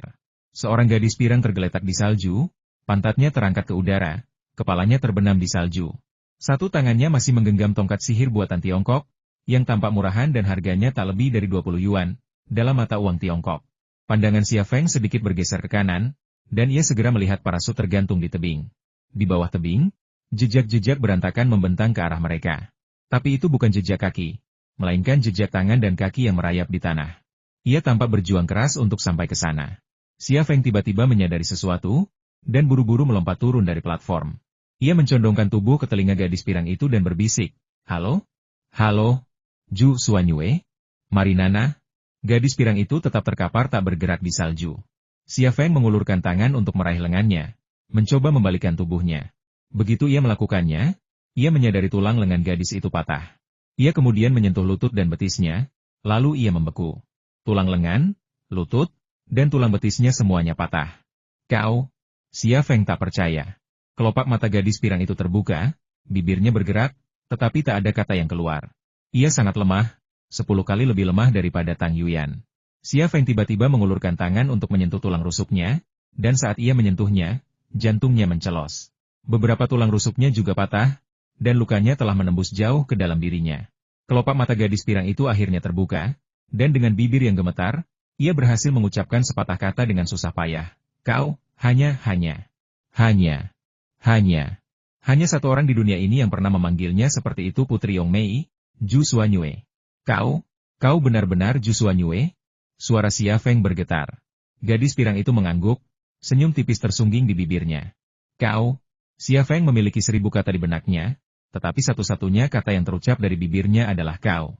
"Maaf," batuk-batuk. Zhu Xuanyue meludahkan beberapa gumpalan darah. "Ini pertama kalinya aku terjun payung. Aku tidak mengatur tempat pendaratan dengan benar dan jatuh ke tebing. Aku merangka untuk membantumu." Mulut Xia Feng terasa seperti terisi kapas, dan ia tidak dapat berbicara. Ia telah menantikan pertemuannya dengan Xia Feng. Membayangkan itu akan menjadi tontonan yang luar biasa. Xia Feng akan muncul di hadapannya dengan pakaian putih yang berkibar, mengenakan karangan bunga laurel seorang putri, dan menunggang kuda putih. Tapi apa kenyataannya? Ia turun dari langit dengan parasut dan tongkat sihir buatan Tiongkok, dan ia telah menempatkan dirinya dalam kondisi ini. Jika seorang kritikus film menggambarkan pertemuan resmi pertamanya dengannya, itu akan menjadi dongeng absurd, lalu komedi hitam, lalu fantasi barat, dan sekarang tragedi melodramatis Korea. Seandainya tubuh ini tidak hancur, aku pasti sudah melakukannya sendiri. Tanpa memengaruhi gelombang otak mereka, aku akan mati. Zhu Xuanyue memuntahkan seteguk darah lagi. "Hah?" Xia Feng tertegun. Mereka baru saja bertemu, dan dia sekarat. Bahkan tragedi Korea yang paling melodramatis pun tak mampu menggambarkan drama yang terbentang di hadapannya. Ini hanya tubuh. Lagi pula aku tak suka tubuh gadis kecil ini. Dia gadis Italia itu, Mariatina. Setelah kau membangunkanku, aku sangat membutuhkan tubuh, dan dia baru saja meninggal. Jadi aku tak bisa menemukan yang lebih baik, jadi aku, Zhu Xuanyue menyemprot wajah Xia Feng. Xia Feng bahkan tak terpikir untuk menyekanya. Ia bertanya dengan cemas, "Ada yang bisa kubantu?" "Jangan khawatir. Aku akan kembali padamu, kau, Zhu Xuanyue mengembuskan napas terakhir. Halo? Xia Feng mengguncang Zhu Xuanyue, tetapi dia tak merespon sama sekali. Dia sudah mati. Namun Xia Feng tidak merasakan kesedihan. Hanya absurditas dan keanehan. Ia tahu persis seperti apa sosok wanita itu. Baginya, kematian tidak ada dalam arti sebenarnya. Tubuhnya hanyalah pakaian. Xia Feng berdiri di samping tubuh Zhu Xuanyue sejenak, lalu menggeledah sakunya. Ada berbagai macam barang acak di sakunya: coklat, kartu remi ajaib, dan beberapa kartu yang hanya bisa dimainkan oleh gadis-gadis muda. Semua kartu itu berkaitan dengan sihir, termasuk kartu penyihir. Xia Feng mengerutkan kening, sebuah pikiran aneh muncul di benaknya. Zhu Xuanyue memasuki tubuh gadis pirang itu. Karena dia mayat, Bukankah seharusnya jiwa dan ingatan dari kehidupan sebelumnya tetap ada? Minat dan hobinya juga seharusnya tidak ada, kan? Tapi bagaimana mungkin dia masih memiliki semua ini? Mungkinkah ketika dia memasuki tubuh seseorang, beberapa ingatan, minat, dan hobi orang itu juga akan tersimpan? Akankah mereka muncul? Jawaban atas pertanyaan ini kemungkinan besar baru akan terungkap ketika Zhu Xuanyue kembali. Xia Feng menggendong Tang Yuyan, melirik tubuh gadis piran di bawah, lalu pergi. Kepingan salju berjatuhan dari langit, dan angin dingin bersiul. Melewati tubuh Gu Kewen, Xia Feng berhenti, menatapnya dengan tenang. Dia tampak damai, seulah senyum masih tersungging di bibirnya. Kulitnya belum kehilangan warnanya, tampak lembut dan hangat. Dia cantik seperti ini. Jangan berbuat jahat di kehidupanmu selanjutnya, Xia Feng mendesah pelan, dan berjalan pergi. Kepingan salju berjatuhan. Kepingan salju mendarat di sudut mulut Gu Kewen, lalu perlahan mencair. Saat ia mencapai tepi platform puncak gunung, Xia Feng melihat seberkas cahaya berkelap-kelip, cahaya senter taktis. Namun, yang datang bukanlah musuh, melainkan tentara Tiongkok. Orang itu pasti telah melarikan diri. Klan Hattori, aku akan menyelesaikan masalah ini denganmu, pikir Xia Feng dalam hati. Pedang bulan Hattori, ia telah lama menghilang. Sebelum Xia Feng mencapai titik tengah, tentaranya sendiri bertemu dengannya. Tang Yuyan dibawa menuruni gunung dengan tandu oleh 2 tentara, dan ia dirawat oleh seorang dokter militer yang tiba setelah mendengar berita itu. Xia Feng menolak perawatan staf medis, mengambil telepon satelitnya dari tubuh Tang Yuyan, dan pergi ke sudut terpencil untuk menelepon. Ia sedang menelepon Amanda. Bip, bip, bip. Hampir semenit kemudian, seseorang menjawab telepon, tetapi tidak ada yang berbicara. Xia Feng menggigit bibirnya pelan. Siapa kau? 3 detik kemudian, suara seorang wanita terdengar melalui telepon satelit. Suaranya dalam bahasa Mandarin agak parau. Kau tidak. Suara di telepon satelit itu terdengar familiar bagi Xia Feng. Suara itu adalah Ye Mosha. Mendengar suara Ye Mosha di telepon satelit, Amanda menegaskan apa yang dikatakan Gu Kewen sebelumnya. Ye Mosha dan agen rahasia bertanggung jawab untuk menangani Amanda, Bagu, dan keempat orang lainnya. Keahlian Ye Mosha jauh melampaui Amanda dan Bagu, dan mengingat gayanya, ia tidak akan bertindak sendirian. Ia pasti akan ditemani oleh sekelompok besar agen rahasia. Dengan pengalihan dan penyergapan itu, Amanda, Bagu, dan keempat orang lainnya sudah berada dalam bahaya besar. Meskipun Xia Feng enggan mengakuinya, fakta tetaplah fakta, dan ia harus menghadapinya. Ye Mosha. Setelah hening sejenak, Xia Feng berbicara. Bagaimana kabar orang-orangku? Aku membunuh 2 orang dan menangkap 2 orang. Suara Ye Mosha tanpa emosi. Kau benar-benar mengejutkanku. Kukira kita akan bertemu di India. Kita akan bertemu, kau tidak perlu khawatir tentang itu. Xia Feng menahan duka dan amarah di hatinya. Sebutkan harga, aku ingin rakyatku kembali. Kau mau pakai uang untuk menyelesaikan masalah ini? Uang bisa menyelesaikan banyak masalah. Aku tidak mau uang. Aku mau kau tukar nyawamu dengan nyawa mereka, kata Ye Mosha. Xia Feng berkata dengan suara berat, kalau kau buat kesepakatan ini denganku, kau bisa dapat uang. Kalau kau bunuh mereka, aku bersumpah, aku akan mengerahkan seluruh kekuatanku untuk balas dendam. Aku akan menghancurkanmu dan FA. Kau mengancamku? Kau bisa menganggapnya begitu. Hahaha. Ye Mosha tertawa. Sejak FA berdiri, kau orang pertama yang berani mengancam FA. Termasuk aku, dari debutku sampai sekarang, kau orang pertama yang mengancamku seperti ini. Itu karena kau belum pernah bertemu lawan sepertiku. Kau sombong sekali. Katakan padaku, uang atau balas dendam. Ye Mosha terdiam sejenak. $50 juta. Setuju. Xia Feng setuju tanpa tawar-menawar. Janji Xia Feng begitu lugas hingga Ye Mosha merasa sedikit tidak nyaman. Kau bersedia membayar tebusan $50 juta untuk 2 orangmu? Aku berbeda, kata Xia Feng dingin. Beritahu aku waktu dan tempat untuk kesepakatan itu. Tunggu teleponku. Aku ingin tahu siapa yang kau miliki. Amanda? Park Taeyong, kata Ye Mosha. Aku ingin mendengar dari orang-orangku. Suara Amanda segera terdengar melalui telepon satelit, diwarnai amarah dan kecemasan. Tinggalkan kami sendiri. Dia tidak akan menepati janjinya. Diam, bentak Ye Mosha, diikuti suara tinju yang menghantam tubuh manusia. Halo, kalau kau berani. Bip, bip, bip. Ye Mosha sudah menutup telepon. Xia Feng menendang batu. Jari kakinya terasa perih, tetapi ia tampaknya tidak merasakannya. Bagu dan Markus telah tewas. Domba dan lembu tim zodiak telah pergi, takkan pernah kembali. Amanda dan Park Taeyong masih berada di tangan Ye Mosha. Nyawa mereka di ujung tanduk. Setiap anggota tim zodiak telah dibesarkan dan diasuh oleh ayahnya. Bagi ayahnya, mereka seperti anak-anaknya sendiri. Ia dan anggota tim zodiak seperti saudara laki-laki dan perempuan, berbagi ikatan seperti keluarga. Dalam pertempuran ini, 2 anggota tim zodiak terbunuh dan 2 lainnya ditangkap. Fa dan Yemosha telah menikamnya 4 kali. Xia Feng menatap langit malam yang gelap gulita. Sebelumnya, aku bersembunyi darimu karena aku lemah. Sekarang, tunggu saja aku. Suaranya sedingin pisau. Ketika seseorang meninggal, apakah jiwanya lenyap? Jika tidak, di mana ia beristirahat? Xia Feng belum pernah memikirkan pertanyaan ini sebelumnya, tetapi sekarang pertanyaan ini mengganggunya, menjadi paradoks dalam benaknya. Sambil mengerang, Tang Yuyan terbangun dari ranjang rumah sakit. Saat ia membuka matanya, ia tiba-tiba berteriak panik, "Tidak!" dan mengibaskan tangannya, "Tinggalkan aku sendiri, pergi." Pikiran dan ingatannya jelas masih tertuju pada gunung itu. Xia Feng memegang lengannya dan menenangkannya. "Tidak apa-apa, tidak apa-apa, kita aman sekarang." Tatapan Tang Yuyan beralih ke Xia Feng, dan ia melihat wajahnya, tetapi ia tertegun, tak bisa berkata-kata. Xia Feng melanjutkan, "Tidak apa-apa. Lihat, kita di rumah sakit militer sekarang." "Feng Zi!" Tang Yuyan berteriak pilu, menghambur ke pelukan Xia Feng. Tangannya mencengkeram pinggang Xia Feng erat-erat, seolah takut ia tiba-tiba menghilang. Xia Feng mengelus punggungnya dengan lembut. "Jangan khawatir, semuanya sudah berakhir." Tang Yuyan mengangkat kepalanya dari pelukan Xia Feng, matanya tertuju padanya. Xia Feng berkata, "Berbaringlah, istirahatlah sebentar. Dokter bilang kau baik-baik saja. Beri dia sedikit garam dan glukosa, lalu istirahat yang cukup." Begitu ia selesai berbicara, Tang Yuyan tiba-tiba melingkarkan lengannya di leher Xia Feng dan menciumnya. Tubuh Xia Feng membeku. Ia tak menyangka Tang Yuyan akan menciumnya saat ini. Ia sama sekali tidak siap, dan itu membuatnya benar-benar lengah.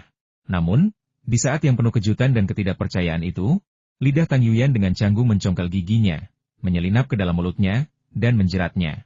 Bibir ceri yang lembab dan lembut, lidah mungil yang lembab dan lembut seketika itu, seluruh dunia terasa lembab, membutuhkan api untuk menghangatkannya. Xia Feng ingin mengatakan kepadanya untuk tidak terburu-buru, mengatakan kepadanya bahwa ia masih lemah dan butuh istirahat, tetapi lidahnya tersangkut, dan ia tak bisa mengucapkan sepatah kata pun. Mendorongnya menjauh tampak sebagai solusi tercepat, tetapi tangannya berada di pinggangnya, dan ia tak punya kekuatan untuk melakukannya. Di saat-saat seperti ini, tubuh pria seringkali tak menuruti otaknya. Tangan halus Tang Yuyan tiba-tiba menyelinap ke balik pakaian Xia Feng. Jari-jarinya meluncur di atas otot perutnya, meluncur melintasi. Xia Feng, yang terbangun kaget, meraih tangannya. Tepat saat itu, pintu bangsal tiba-tiba terbuka, dan Tang Tianlong serta Zhang Yumei masuk. Seketika itu, udara di bangsal terasa membeku, dan semua orang di dalamnya membeku. Lidah Tang Yuyan masih di mulut Xia Feng, tangannya masih di dalam pakaiannya. Tangan Xia Feng berada di pinggang Tang Yuyan, tangan lainnya memegang tangannya yang telah menyelinap ke dalam pakaiannya. Penafsiran sebenarnya dari adegan ini adalah Tang Yuyan tiba-tiba mencium Xia Feng, lalu menyelipkan tangannya ke dalam pakaiannya, dan kemudian Xia Feng meraih tangannya. Namun, Tang Tianlong dan Zhang Yumei menafsirkannya secara berbeda. Xia Feng mencium putri mereka, lalu menarik tangannya ke dalam pakaiannya, ke arah titik itu. Sedetik kemudian, Tang Tianlong dan Zhang Yumei berbalik hampir bersamaan. Xia Feng dan Tang Yuyan segera berpisah, keduanya tersipu. Wajah Tang Yuyan paling memerah, wajahnya semerah ceri manis di bulan Maret. Baiklah, kata Tang Tianlong sambil berbalik. Zhang Yumei terbatuk canggung dan mengikuti Tang Tianlong ke samping tempat tidur. Xia Feng berdiri. "Paman Tang, Bibi Zhang ada di sini. Silakan duduk. Aku akan mengambilkanmu air." Tang Tianlong tersenyum dan berkata, "Tidak, tidak." Zhang Yumei menatap Xia Feng, matanya penuh senyum.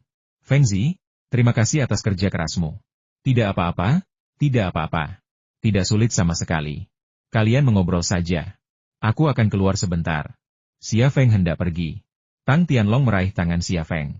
"Feng Zi, apa maksudmu? Kau akan pergi tepat setelah kami, pasangan tua, sampai. Ayo pergi." Zhang Yumei berkata, "Apa kami mengganggumu? Ayo jalan-jalan." Ia justru menggandeng tangan Tang Tianlong dan pergi bersama suaminya. Xia Feng berkata dengan canggung, "Kalau begitu, aku akan tinggal.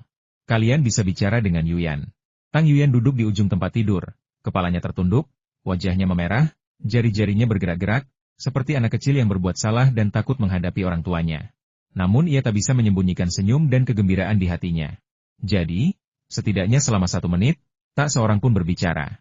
"Feng Zi, ayo kita keluar dan bicara." Tang Tianlong tampak tak tahan dengan suasana canggung ini. Xia Feng mengangguk, "Oke." Kedua pria itu pun pergi. Zhang Yumei duduk di samping tempat tidur dan berbisik, "Kalian berdua berkembang sangat cepat. Ini semua salah ayahmu. Kudengar dari dokter bahwa Xia Feng yang merawatmu di bangsalmu. Aku meminta ayahmu untuk menunggu sedikit lebih lama sebelum datang, tetapi dia cemas dan bersikeras untuk datang menjengukmu. Sekarang, aku telah merusak rencana baikmu. Tang Yuyan memutar bola matanya ke arah Zhang Yumei. Bu, apa yang ibu bicarakan? Apa yang baik atau buruk? Ini rumah sakit. Bisakah kita melakukan hal seperti itu? Tidak masalah meskipun kita melakukannya. Dia belum menikah, ibu belum menikah, dan kalian sangat cocok. Kalian tidak muda lagi. Bagaimana mungkin masa muda seorang wanita disia-siakan? Lagi pula, bukankah ini sedang populer sekarang? Tang Yuyan menatap ibunya dengan tatapan aneh. Apa yang populer? Itu saja. Tang Yuyan cemberut. Aku tidak tahu apa yang ibu bicarakan. Logikamu sangat aneh. Zhang Yumei menampar kepala Tang Yuyan. Dasar gadis bodoh, kau dan aku sama-sama perempuan. Kenapa kau berpura-pura menjadi wanita di depan ibumu? Bukankah begitu? Apa ini masih aneh di masyarakat sekarang? Ada yang melakukannya di mobil, ada yang melakukannya di rumput. Bukankah itu semua seks? Tang Yuyan menatap Zhang, perempuan yang tampak seperti adiknya, dengan ngeri. Bu, di mana ibu melihat itu? Zhang Yumei memelototi Tang Yuyan. Aku sedang kenyang dan tidak ada kegiatan, jadi aku menontonnya. Tentu saja aku melihatnya daring. Kau mengunduhnya? Atau ayahku yang mengunduhnya untukmu? Kerak! Tamparan Zhang Yumei kembali mendarat di kepala Tang Yuyan. Tamparan sebelumnya ringan, kali ini keras. Aku memang tidak pintar, dan kau selalu memukul kepalaku. Kau membuatku bodoh. Aku tidak bisa menikah, dan aku akan menyalahkanmu seumur hidupku. Tang Yuyan memutar matanya ke arah Zhang Yumei lagi. Zhang Yumei mendesah. Gadis bodoh, aku mengatakan ini untuk memberimu pelajaran. Xia Feng adalah pria yang menghargai persahabatan dan kesetiaan. Jika kau berhubungan seks dengannya, apakah dia masih akan bersikap tidak bertanggung jawab? Seperti kata pepatah, ketika seorang pria mengejar seorang wanita, itu seperti gunung di antara mereka. Ketika seorang wanita mengejar seorang pria, itu seperti selembar kertas di antara mereka. Kertas itu, kan, hanya perlu ditusuk? Bagaimana cara menusuknya? Tang Yuyan tampak bingung. Zhang Yumei mengangkat tangannya lagi. Tang Yuyan secara naluriah memegang kepalanya. Dia mengerti segalanya. Dia hanya ingin mengganggu ibunya, yang ingin segera menikahkan putrinya. Zhang Yumei mendesah. Ayahmu dan aku memahami perasaan kakekmu. Aku selalu menyalahkan ayahmu karena meremehkan Xia Feng, dan belum lama ini, dia menyesalinya. Wanita mana yang tidak menginginkan pria seperti Xia Feng? Jika ayahmu mendukungmu saat itu, jika dia tidak menekanmu, bagaimana mungkin Shen Tianyin punya kesempatan untuk merebutnya? Sekarang Shen Tianyin dan Xia Feng sudah bercerai. Jika kau tidak memanfaatkan kesempatan ini, kau tidak akan pernah punya kesempatan lagi. Memang, ketika Tang Yuyan dan Xia Feng kembali dari Rusia, mereka ditindas bersama oleh grup industri Shenzhou dan perusahaan senjata Hanwu. Saat itu, Tang Tianlong tidak optimis terhadap Xia Feng dan tidak mau melibatkan keluarga Tang dalam konflik kepentingan di industri militer dalam negeri. Dia memilih untuk tetap netral dan menekan Tang Yuyan. Jika dia mengulurkan tangan ketika Xia Feng sangat membutuhkan sekutu dan dukungan, mungkin bukan Shen Tianyin yang akan menikahi Xia Feng, melainkan Tang Yuyan. Zhang Yumei melihat karakter Xia Feng dengan sangat jelas. Ia setia dan saleh. Berdasarkan hal ini, jika keluarga Tang membantu Xia Feng saat ia sangat membutuhkan, dan Tang Yuyan selalu bersamanya dan mendukungnya saat ia paling kesepian dan tak berdaya, mungkinkah ia telah mengecewakan keluarga Tang dan persahabatan Tang Yuyan? Namun masa lalu takkan pernah terulang. Tang Yuyan terdiam cukup lama sebelum berbisik, Bu, aku jadi semakin bergantung padanya. Kalau begitu, temani saja dia.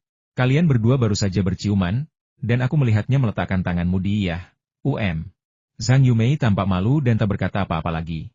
Dia bilang tidak akan menikah lagi. Hah? Ekspresi Zhang Yumei tiba-tiba berubah. Apa maksudnya? Apakah seorang wanita dari keluarga Tangku akan menjadi simpanannya? Apa yang ada di pikirannya? Terlalu berlebihan.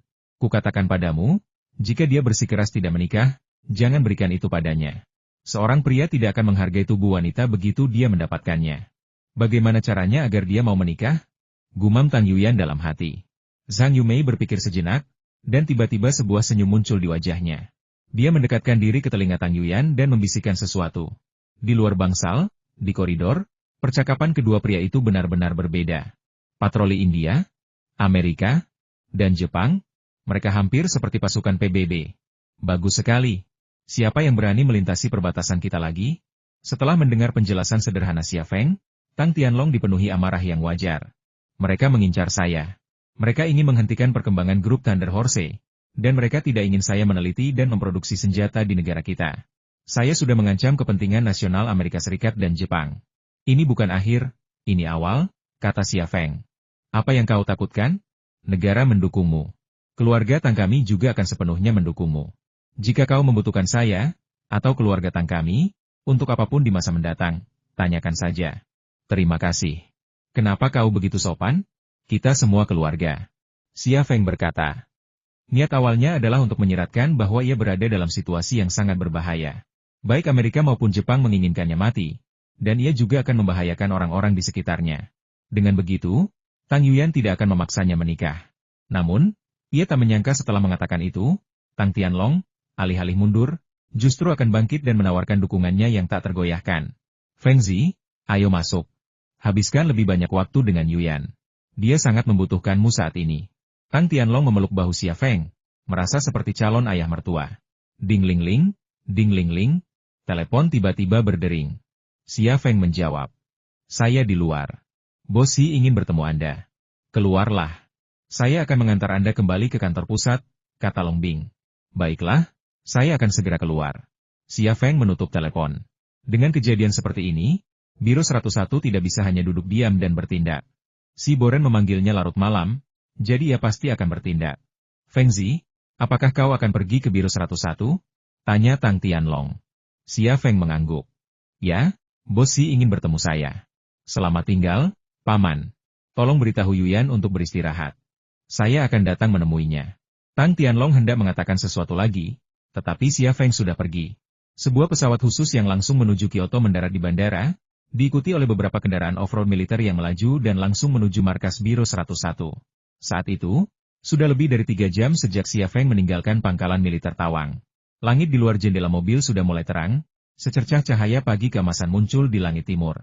Itu pertanda matahari akan segera terbit, tetapi bahkan sinar matahari yang paling kuat pun tak mampu menghilangkan kesuraman di hati Xia Feng. Pasukan kami menemukan 2 mayat, satu hitam dan satu putih, 30 km di utara Tawang. Ada tanda-tanda pertempuran sengit di tempat kejadian. Analis intelijen kami yakin pertempuran di utara Tawang mungkin terkait dengan orang-orang yang mengejar Anda dan Tang Yuyan. Di tengah SUV militer, Long Bing memecah keheningan. Ia wanita yang jarang bicara, dan Xia Feng pun menjadi pendiam hari ini. Akibatnya, mereka berdua tidak banyak bicara, dan suasana di dalam mobil terasa agak sunyi. Xia Feng, di sisi lain, menatap kosong ke langit di luar jendela, seolah tak menyadari kata-kata Long Bing.